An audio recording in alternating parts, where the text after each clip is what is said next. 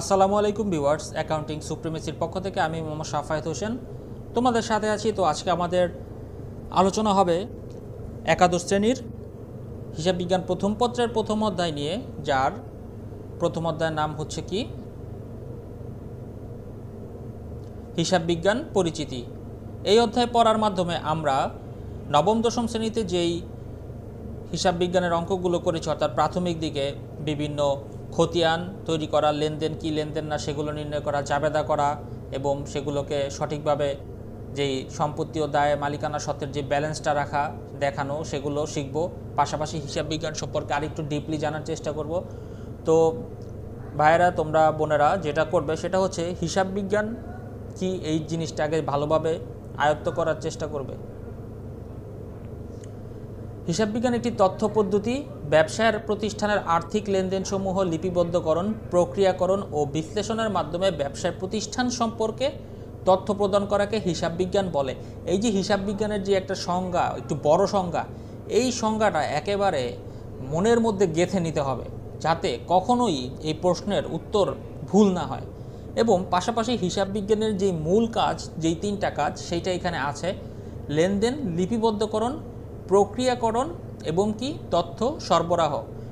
আমরা কিন্তু অঙ্কগুলো এভাবেই করে আসছি, তাই না? প্রথমে লেনদেনগুলো লিপিবদ্ধ করেছি, তারপরে সেগুলোকে প্রক্রিয়া বা প্রসেস করেছি জাবেদা, খতিয়ান, নগদান বই, রেওয়া মিলের মাধ্যমে, তারপরে কি চূড়ান্ত হিসাব বা উদ্ধৃত পত্রের মাধ্যমে তথ্যগুলো আমরা শো করতে পারি বিভিন্ন আর্থিক পক্ষের কাছে। সেটা হতে পারে প্রতিষ্ঠানের মালিক, প্রতিষ্ঠানের কাছে পাওনাদার, প্রতিষ্ঠানের দেনাদার, ব্যাংক, সরকার, কর কর্তৃপক্ষ, যে কেউ হতে পারে। তো হিসাব বিজ্ঞান যে একটি তথ্য পদ্ধতি বলা হয়, এই জিনিসটা মাথার মধ্যে ভালোভাবে গেঁথে নিবে। এখন আমরা আসি আরও একটি গুরুত্বপূর্ণ জিনিসে। স্ক্রিনে তোমরা দেখতে পাচ্ছ এখানে হিসাব বিজ্ঞানের যে ইতিহাস আছে, হিসাব বিজ্ঞানটা কিভাবে আসছে সেটা এখানে দেয়া আছে। তিনটা ধাপে হিসাব বিজ্ঞান কিন্তু পরিবর্তিত হয়ে আজকের এই চূড়ান্ত রূপ ধারণ করে। হিসাব বিজ্ঞানের শুরুটা হয়েছিল এই যে প্রাচীনকাল থেকে 1494 পর্যন্ত যেটা ছিল, সেটা হচ্ছে প্রাথমিক একটা পর্যায়ে, মানে দুতরফা দাখিলা পদ্ধতি আবিষ্কার হওয়ার আগ পর্যন্ত। তারপরে 1494 সালের পর থেকে 1799 সালকে বলা হয় প্রাক বিশ্লেষণকাল। প্রাক বিশ্লেষণকালের পরে শিল্প বিপ্লবের সময়টা হচ্ছে মূলত বিশ্লেষণকাল বলা হয়। এটা হচ্ছে 1800 থেকে 1950 সাল পর্যন্ত সময়। আর হিসাব বিজ্ঞানের আধুনিক যুগ বলা হচ্ছে 1951 সাল থেকে বর্তমান যেই সময়। তো এই যে তিনটা ধাপে হিসাব বিজ্ঞানের ইতিহাস সৃষ্টি হয়েছে, এই জিনিসটাও মাথার মধ্যে একেবারে পার্মানেন্টলি গেঁথে নিবে, এটা সবসময় কাজে লাগবে। এখন আসি আরও একটা গুরুত্বপূর্ণ বিষয় নিয়ে। ব্যবসায়ের ভাষা হিসেবে হিসাব বিজ্ঞান, হিসাব বিজ্ঞানকে কিন্তু ব্যবসায়ের ভাষা বলা হয়, তোমরা জানো। কিন্তু এই ব্যবসায়ের ভাষাটা কিভাবে আসলে ক্ল্যারিফাই বা তুলে ধরা যায়, সেইটা এখানে তুলে দেওয়া হয়েছে। সো প্রথমে এই জিনিসটাকে যখন আমরা লিখতে যাব, তখন আমাদেরকে ভাষা সম্পর্কে কিছু লেখা লিখতে হবে, যে ভাষা জিনিসটা আসলে কি, কিভাবে আসে। তো এগুলো এখানে আছে, দেখো। সব প্রাণী পরস্পরের মধ্যে ভাব প্রকাশের জন্য বিভিন্ন প্রকার আকার, ইঙ্গিত, সংকেত, শব্দ ব্যবহার করে, যার অর্থ মানুষের বোধগম্য নয়। আবার যে সংবাদ জ্ঞাপন করে, সংবাদ গ্রহণ করে, উভয়ের কাছে ইঙ্গিত, সংকেত, শব্দ বোধগম্য হলে সেগুলোকে বলা হয় কি ভাষা। অর্থাৎ ভাষা সম্পর্কে তোমরা একটু ডিটেলস এখানে লিখবে, যে ভাষা জিনিসটা আসলে কি, বর্ণমালা কি আছে, কোন ভাষার কী ধরনের, এই ধরনের কিছু তুমি লিখবে ভাষা সম্পর্কে। তারপরে যেটা লিখবে, আর্থিক ঘটনা সম্পর্কে মনের ভাব প্রকাশ করার জন্য হিসাবকে কি করা হয়, মাধ্যম হিসেবে ব্যবহার করা হয়। জিনিসটা কেমন, একটা কারবার প্রতিষ্ঠানে যখন যাবতীয় কার্যক্রম হয়, এটা লাভ লস জানার জন্য বা একটা চূড়ান্ত অবস্থা জানার জন্য কি করি আমরা, একটা হিসাবের বই অর্থাৎ চূড়ান্ত হিসাব বা যে কোনো একটা নগদান বই দেখে একটা সিদ্ধান্ত নিতে পারি। সো এই যে সিদ্ধান্ত নেওয়ার যে ক্ষমতাটা এর আছে, মানে আমাদের আছে, তারা দিচ্ছে, এই যে একটা প্রসেস, প্রক্রিয়া, এটা কি, এটা হচ্ছে হিসাবের বা ব্যবসায়ের একটা ভাষা। এইগুলো পড়েই আমরা এই সম্পর্কে বুঝতে পারি। সো এই যে হিসাবের যাবতীয় উপাদান, ডেবিট, ক্রেডিট, জার্নাল, বিশেষ ছক, তালিকা, বিবৃতি প্রভৃতি, সংকেত, প্রতীক, এগুলা কি হিসাববিদ্যায় ব্যবহার করা হয়। সেগুলাকে কি হিসাবের ভাষা মূলত বলা চলে। যাদের এই সংকেত বা জ্ঞান সম্পর্কে বা এই ধরনের ডেবিট, ক্রেডিট বা ছক সম্পর্কে ধারণা নেই, তারা তো বুঝবে না যে এটা কি। তাদের কাছে সেটা একটা ঘর আর কিছু সংখ্যাই হবে। কিন্তু আপনি আমি হিসাব বিজ্ঞান যারা করব, তারা কিন্তু বুঝতে পারবো যে এটা কি, এটা দিয়ে কি বোঝানো হয়েছে। তো এই যে হিসাব বিজ্ঞানকে যে ব্যবসায়ের ভাষা বলা হয়, এই জিনিসটা ম্যাক্সিমাম টাইমেই আসে সবসময়ের জন্য এটাকে মনে গেঁথে নিবে আর কি। আরও একটি অন্যতম গুরুত্বপূর্ণ জিনিস হচ্ছে এই হিসাব তথ্যের ব্যবহারকারী কারা সেটা খুব ভালোভাবে জানতে পারা। হিসাব তথ্যের ব্যবহারকারী, এই যে আমরা অঙ্কগুলো করি, মানে হিসাবগুলো নিয়ে কাজ করি, হিসাবে এগুলো তো এক একটা তথ্য, তাই না? সেই তথ্যগুলোকে মূলত কারা ব্যবহার করে সেগুলো আমাদেরকে খুব ভালোভাবে জেনে রাখতে হবে। আমরা মূলত জানি যে হিসাব তথ্য ব্যবহার করে দুইটি পক্ষ, একটি হচ্ছে অভ্যন্তরীণ পক্ষ, আরেকটা হচ্ছে কি বাহ্যিক বা অন্যান্য পক্ষ, মানে প্রতিষ্ঠানের বাইরের পক্ষ। এই অভ্যন্তরীণ ব্যবহারকারী কারা আর এই বাহ্যিক ব্যবহারকারী কারা সেইটা সম্পর্কে একদম সুন্দর স্পষ্টভাবে আমাদের জানতে হবে। দেখো, অভ্যন্তরীণ ব্যবহারকারী হিসেবে কারা রয়েছে? মালিক, ব্যবস্থাপনা কর্তৃপক্ষ, প্রতিষ্ঠানের কর্মচারী, অভ্যন্তরীণ নিরীক্ষক। নিরীক্ষক হচ্ছে যারা হিসাবে সত্যতা যাচাই করে একটা সমাধান দেন কিংবা ঘোষণা দেন যে হিসাব সঠিক হয়েছে, তারাই হচ্ছে নিরীক্ষক। তো নিরীক্ষক নিয়ে আমরা অন্য সময় আলোচনা করব।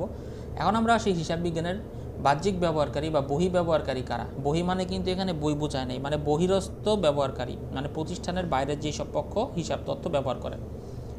ভবিষ্যৎ বিনিয়োগকারী, ভবিষ্যৎ বিনিয়োগকারী যেমন কি আমি এটা বলি, একটি কোম্পানিতে বিগত 5 বছর ধরে বেশ ভালো প্রফিট হচ্ছে, শেয়ারের দাম বাড়ছে, মুনাফা পাচ্ছে শেয়ার হোল্ডাররা। এখন আমার কাছে কিছু টাকা আছে, আমি চেষ্টা করব টাকাগুলোকে ইনভেস্ট করতে কোথাও শেয়ার কিনে। তো এখন আমি কি একজন ভবিষ্যৎ বিনিয়োগকারী। সো আমি কি করব, প্রতিষ্ঠানের আর্থিক তথ্যগুলো দেখব, সেগুলো আমার কাছে সন্তোষজনক পজিটিভ মনে হলেই তো আমি বিনিয়োগ করব, তাই না? সো এই যে ভবিষ্যৎ বিনিয়োগকারী আমি, আমার ধারণাটা তোমরা পেয়েছো যে ভবিষ্যৎ বিনিয়োগকারী কারা। ঋণদানকারী কর্তৃপক্ষ, ঋণদানকারী বিভিন্ন কর্তৃপক্ষ থাকে, সেটা হতে পারে বিভিন্ন ধরনের ব্যাংক, বাণিজ্যিক ব্যাংক হতে পারে, কোনো এনজিও হতে পারে, কিংবা কোনো ব্যক্তি বা সংস্থাও হতে পারে। সো তারা ঋণ দান করার আগে প্রতিষ্ঠানের আর্থিক সক্ষমতা যাচাই করে সেই হিসাব বই দেখে। পাওনাদার, প্রতিষ্ঠানের পাওনাদারের কাছে হিসাবের তথ্য অবশ্যই সবসময় প্রয়োজন থাকে, কারণ তারা জানতে চায় যে তারা কি আসলেই তাদের পাওনাটা পাবে কিনা। তারপরে কি থাকে? ভোক্তা, ভোক্তাকে যিনি প্রতিষ্ঠানের পণ্যদ্রব্য কিংবা সুবিধা ব্যবহার করেন, তারও একটা অধিকার আছে যে প্রতিষ্ঠানে কি পরিমাণ মানে হিসাব তথ্যগুলি আদান প্রদান হচ্ছে সেগুলো জানায়, এবং আসলেই কি ভোক্তার যেই সকল পণ্যদ্রব্য কিনে তিনি নিচ্ছেন কিংবা ব্যবহার করছেন, তারা সেই সঠিক উপাদান কি প্রতিষ্ঠান দিচ্ছে কিনা তাদেরকে, সেগুলো জাস্টিফাই করার জন্য ভোক্তাকেও হিসাব তথ্যের ব্যবহারকারী ধরা হয়।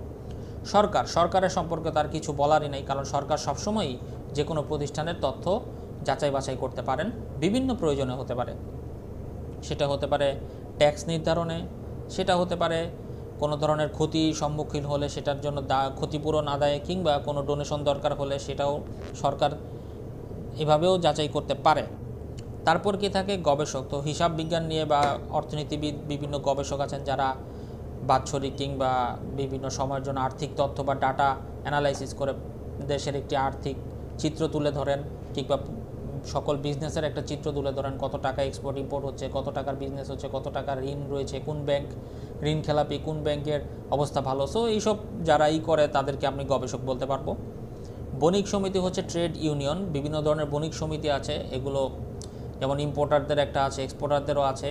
তো তারাও এই হিসাব তথ্য ব্যবহার করে তাদের সমিতিতে ঢোকার সুযোগ করে দেয়।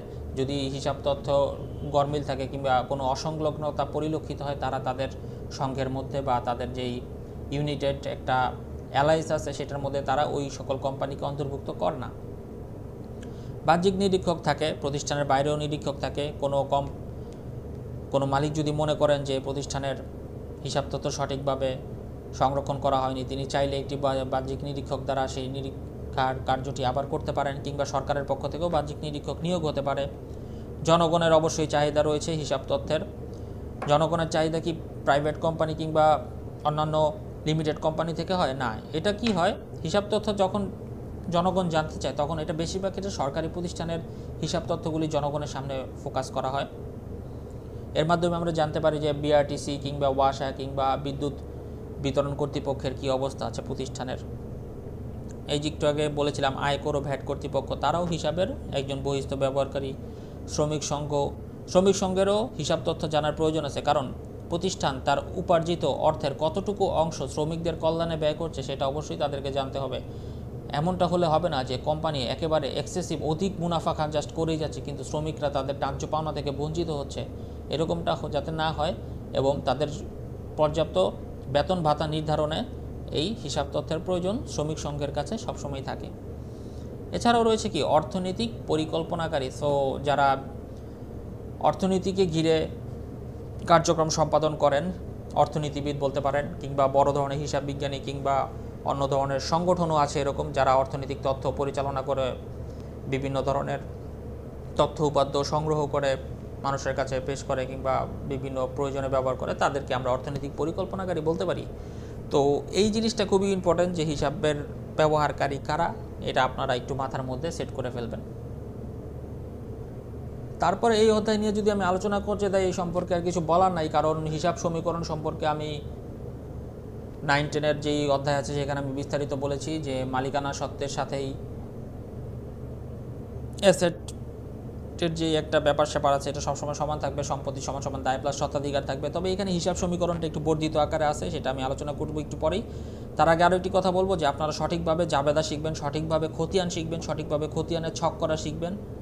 এগুলি কিন্তু খুবই ইম্পর্ট্যান্ট সামনের জন্য, কারণ এগুলিকে ঘিরেই কিন্তু হিসাব কার্য পরিচালিত হবে।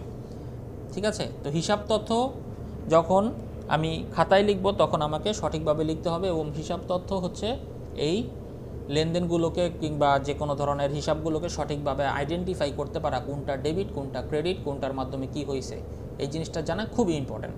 ওকে।